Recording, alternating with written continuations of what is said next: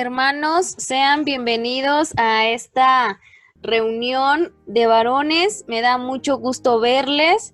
Gracias por su asistencia. A Nico, que desde el día de ayer está muy listo para entrar a la clase. Bienvenido, Nico.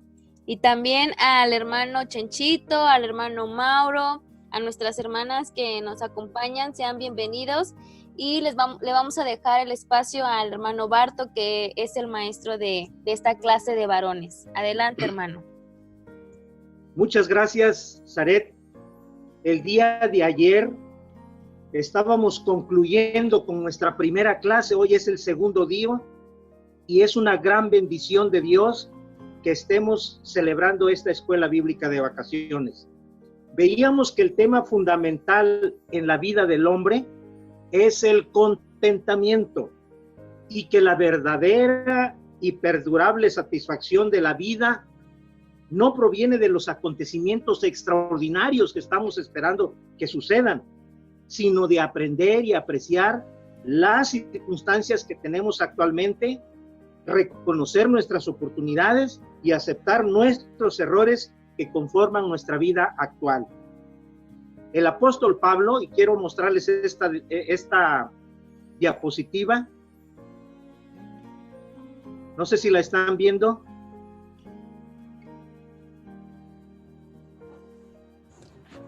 Sí,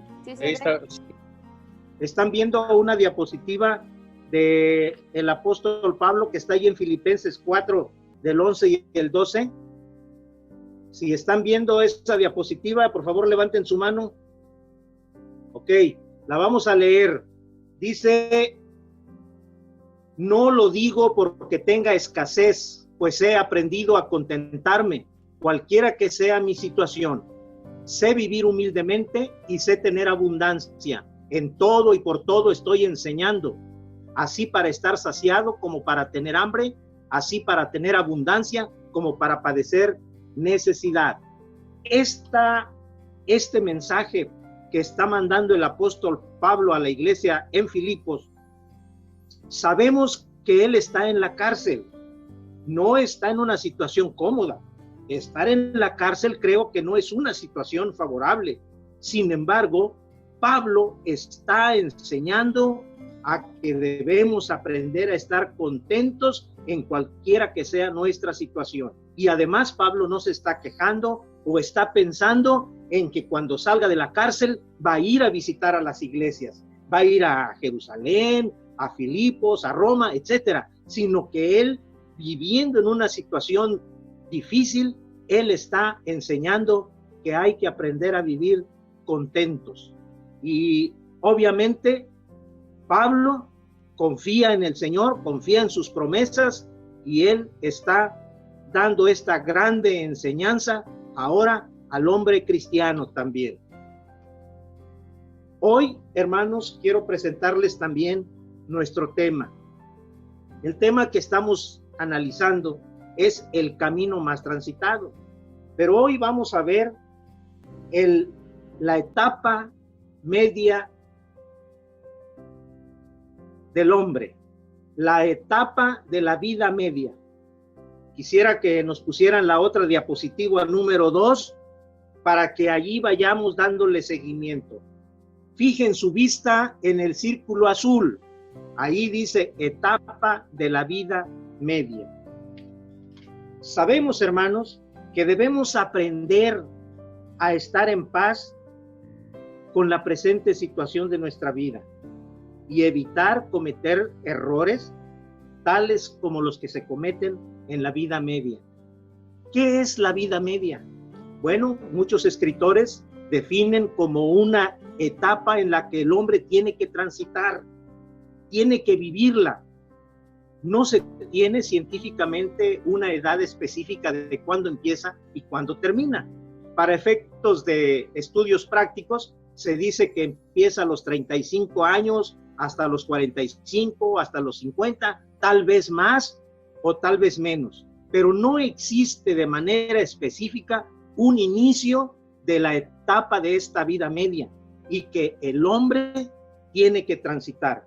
Durante ella se presentan muchas cosas. Puede haber confusión, se pueden presentar locuras. Una reconocida escritora le preguntó a un hombre, a Harry, así se llama. Harry le preguntaron que cómo podía definir su vida, cómo se encontraba. Y él dijo que para él describir su situación era como sentirse atrapado. Él tenía muchas presiones, muchas responsabilidades, no podía dejar de ir a su trabajo, tenía que ir al hospital a ver a su padre que se encontraba enfermo, tenía que regresar a la casa para satisfacer las necesidades del hogar, de su esposa, de sus hijos, y él se sentía abrumado.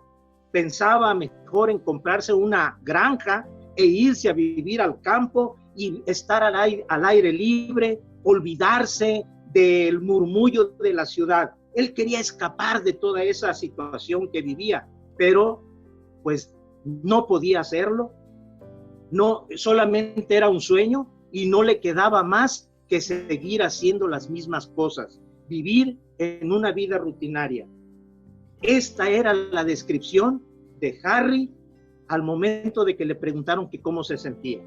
Como ven, podemos darnos cuenta que pueden surgir muchas preguntas. ¿Por qué estoy viviendo la situación que tengo ahorita? ¿Por qué no estoy viviendo las expectativas que yo me hice cuando adolescente, cuando joven, para tener una vida provechosa? ¿Qué es lo que está pasando en la vida entonces de cada quien? ¿Se ha vuelto su vida una rutina sin alguna escapatoria posible? ¿En algún momento de nuestra vida nos hemos sentido que estamos en un laberinto tal vez sin salida? Toda esta situación al entrar en la vida media de un hombre nos provoca confusión, pero también saben que está derivado de nuestras malas decisiones.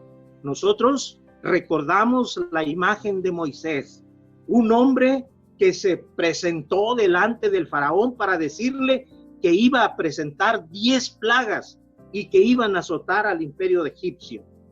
También recordamos a Moisés abriendo las aguas del Mar Rojo para que el pueblo atravesara. Recordamos a Moisés viviendo una vida portentosa de milagros, pero ¿es esa la verdadera imagen que tenemos de Moisés? Pues no es cierto, hermanos, porque Moisés, en el promedio de su vida media, a los 40 años más o menos, su vida está marcada por tremendos fracasos, por sus decisiones equivocadas. Moisés fue rescatado, como vemos en la Biblia, por la hija del faraón, cuando de bebé había un edicto de parte del faraón que todos los primogénitos murieran. Sin embargo, Dios lo protegió y fue rescatado de las aguas del río Nilo por la hija del faraón. Moisés creció en una cultura egipcia, en las culturas más grandes de aquellos tiempos. La Biblia nos describe que Moisés fue un hombre sabio en sus decisiones, en sus hechos y en sus palabras, porque fue educado en una cultura muy alta en aquellos tiempos. Sin embargo, Moisés cometió un error grande, porque él cometió un asesinato. Y cuando vio y visitó a sus hermanos y se dio cuenta que 2 hombres discutían, él quiso imponer disciplina y paz, pero a alguien no le gustó y le reclamó y le dijo: ¿acaso nos vas a matar así como mataste al egipcio? Entonces ciertamente se dio cuenta que había sido descubierto aquella cosa y él tuvo que huir porque el faraón se enteró y lo buscaba para matarlo. Después de tener una vida dirigiéndose a la cúspide de la gloria en el imperio egipcio, ahora era un hombre que estaba huyendo, era un hombre fugitivo, y tal vez en ese transitar en el desierto se acordaba de las comodidades que tenía en el palacio. Ahora no podía ni siquiera maldecir a nadie, no podía echarle la culpa a nadie de lo que le estaba pasando, porque eran resultados y consecuencias de sus propias decisiones equivocadas. Así como Moisés cometió ese error grande de querer ayudar a Dios, porque él sabía que Dios lo iba a utilizar para liberar al pueblo egipcio, al pueblo de Israel de la esclavitud egipcia. Sin embargo, Moisés encontró descontento en lo que estaba haciendo. Sintió un resentimiento de descontento en su vida porque ya habían pasado 40 años y de esa promesa que Dios le había hecho, pues no se veía nada. Entonces yo creo que él se desesperó y quiso ayudar a Dios haciendo las cosas por su propia mano, cosa que fue un error fatal. Entonces nosotros, hermanos, podemos también, hermanos varones, hermanos que estamos escuchando esto, podemos cometer errores grandes en la etapa de nuestra vida media. Sin embargo, podemos encontrar la solución. Y es el propósito de estos temas. Más adelante estaremos viendo cómo hacerle para no caer y naufragar en este transitar de la vida media, en caer en este tipo de confusiones, en caer en este tipo de malas decisiones y locuras, porque también se cometen locuras. En la etapa de la edad media hay hombres que ya pasando su madurez, como que vemos a algún amigo nuestro por ahí que ya tiene inclusive canas, pero nomás de la noche a la mañana nos presenta que ya se tiñó el pelo, ya se lo pintó de negro, y decimos, pues esa es una locura. O tal vez el esposo que abandona a su esposa por irse con una jovencita que tal vez le duplica o le triplica la edad. Eso también es una locura. Hay un dicho en algún lugar del mundo que lo ocupan mucho cuando suceden estas cosas y dicen, aquí tenemos otro caso de locura de la media vida. Entonces, hermanos, ¿por qué el hombre llega a cometer estas actuaciones tan fatales y teniendo consecuencias tremendas y terribles en la vida del hombre?